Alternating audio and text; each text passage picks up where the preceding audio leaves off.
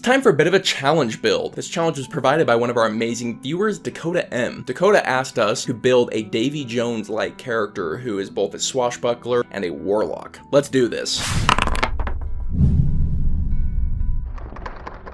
I'm going for a pretty simple concept here. I definitely want to be a pirate, and I definitely want to have some sort of relationship with a fathomless entity. I'm going to keep it pretty loosey-goosey, but Fjord from Critical Role is a pretty good example of what I'm going for here. As for our lineage, basically any work, but overall, I think that the more speed you have, the better. So I'm going to go Tabaxi. I also think Tabaxi matches that cool swashbuckler flavor that we're going to be going for. As for our stats, we're going to be going into Dexterity, then we're going to want our Charisma up next, then Constitution, any remainder in Wisdom, but we're going to want to make sure that Dexterity is odd so we can take a half feat later down the line. As for our leveling structure, we're going to be going 1 into Fathomless Warlock, we're then going to be going 3 into Swashbuckler Rogue, and then back into Fathomless Warlock for the rest of our career. Now we have to switch our fighting style quite a bit of times before we get to our final form. This first level, we're going to be Eldritch Blast spamming, as well as using our Tentacle of the Deep. Pretty typical Warlock stuff. We're going to mix Hex in with it, and we're going to keep Armor of Agathis on the back burner for us because we're going to be using that a bit later. I'm going to also want to make sure that we pick up Booming Blade along with Eldritch Blast so that when we are doing more swashbuckling things, we have it in our back pocket. At level 2, we're going to get our first level in Rogue, and I'm going to pick up a light crossbow at this time so that we have a ranged attack that we can use with our sneak attack. So for this level, staying in the back using our crossbow instead of Eldritch Blast, but largely doing the same thing that we were at level 1. We also get some expertise. I don't care too much about the other one, but one I really do want is Intimidation, because we're a pirate with some warlock abilities that screams intimidation to me. At level 3, we get Rogue 2, where we get the amazing cunning action, but we want to be using our bonus action more for our tentacle. So I'm still going to keep doing the ranged crossbow thing, keeping the tentacle on as our primary, and then having cunning action to disengage or dash as a secondary. At level 4, Rogue 3, we get Swashbuckler. Swashbuckler is fantastic. It allows us to run in and attack people and run away without them getting opportunity attacks, so we are a natural hit and runner. Along with that, we also get the ability to add our charisma to our initiative, and we have high dexterity and high charisma. We are going to have fantastic initiative. We're often going to be going first. Now at this level, we don't get a good weapon. We went Warlock first, so we don't have any of the rogue proficiencies, so we actually have to be using a dagger at this level. Pretty terrible, but it'll work. We can run in, Booming Blade, run away, then hit them with our tentacle. So now they have a lot of incentive not to come towards us. If they move towards us, they explode with Booming Blade, and their movement speed is reduced. So we are a fantastic hit and runner, but we also debuff their ability to chase. At level 5, Warlock 2, we're going to get Invocations. Now there's a lot of flexibility on what you can do with your invocations. I went with Fiendish Vigor because I'm playing more of a frontliner. We're going to take some hits. Fiendish Vigor is a great padding because you can use it to get 8 temporary HP in between every single combat every moment. So throughout a whole day, it can easily break 30 HP. So I want to keep that on lock for now. The other one really doesn't matter because next level, we're going to get our Pact and we're going to be taking a Pact invocation. So take whatever you want, but expect to swap it out next level. So once we hit level 6, Warlock 3, we get our Pact and we're going to go Pact of the Blade, and then we're going to take our invocation, the Improved Pact Weapon. Improved Pact Weapon is going to make us more likely to hit as well as deal more damage, but it also allows us to choose new weapons. So we can let go of the dagger now and we can pick up whatever weapon we want. At this level, it's probably going to be a rapier because it's just most damage efficient. We also get second level spells. Spells that stand out to me include Shadow Blade, which would be awesome, Hold Person, and Mirror Image. And now at level 7, Warlock 4, we get our first feat, and I want to take a Dexterity half feat, and specifically I want to take Slasher. Slasher is going to reduce our enemy's movement speed further so we can hit and run, and now they have 20 feet of reduced movement speed. That's absolutely fantastic, and it makes us